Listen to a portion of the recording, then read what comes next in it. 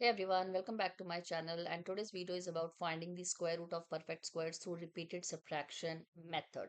So if you do not want to use long division method or your calculator, this method works fine. But yes, it works only for the perfect squares. And watch closely till the end of the video because there is a trick when it does not work. So the first thing is that this method works only for perfect squares. So what are we doing in this method? We will keep on subtracting the consecutive odd numbers starting from 1 from the given number until we reach 0. Now, which are the consecutive odd numbers? When I say consecutive odd numbers means I'll start from 1, 3, 5, 7, 9, 11, 13, 15, 17, and so on.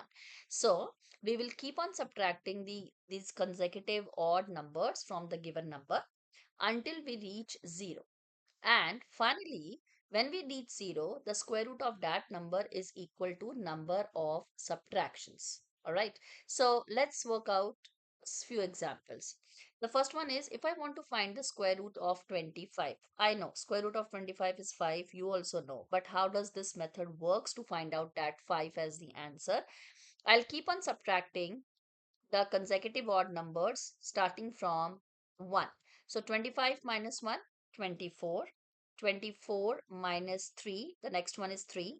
24 minus 3 is 21. Now 21 minus, the next odd number is 5. 21 take away 5 is 16. 16 take away 7 is 9. And then 9 take away, the next odd number is 9 is equal to 0. So we have reached 0. So how many times we have subtracted the consecutive odd numbers? 5 times. 1, 2, 3, 4, 5. Therefore, since the number of subtractions is equal to 5, that means I have subtracted 5 odd numbers, 1, 3, 5, 7, 9, to get that 0. So, square root of 25 is equal to 5. Easy? Very easy. Let's try 81. So square root of 81. So start subtracting the odd number starting from 1. 81 minus 1 is 80. 80 minus 3 is 77. 77 minus 5 is 72. 72 minus 7 is 65. 65 take away 9 is 56. 56 take away 11 is 45. 45 take away 13 is 32. 32 take away 15 is 17, and then 17 take away the next odd number 17 as 0. So we have reached 0.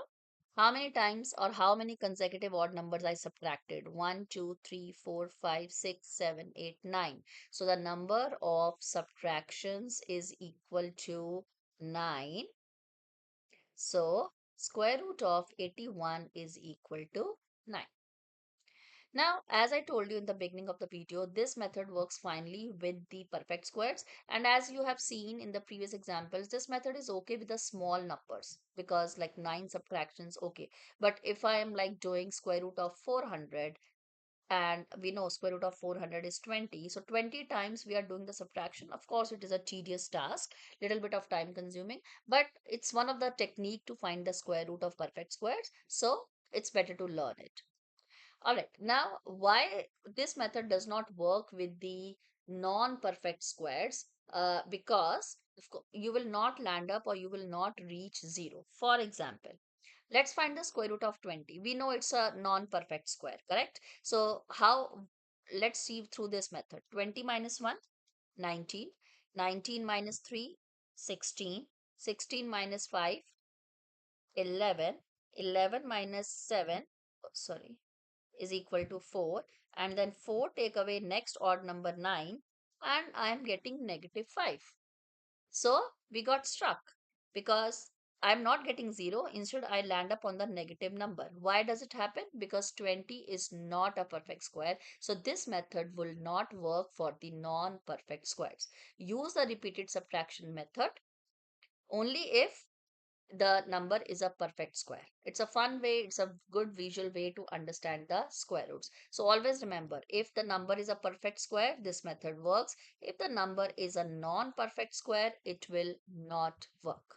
I hope you like the video. Hit the like button, subscribe to my channel. Bye bye. See you in the next one.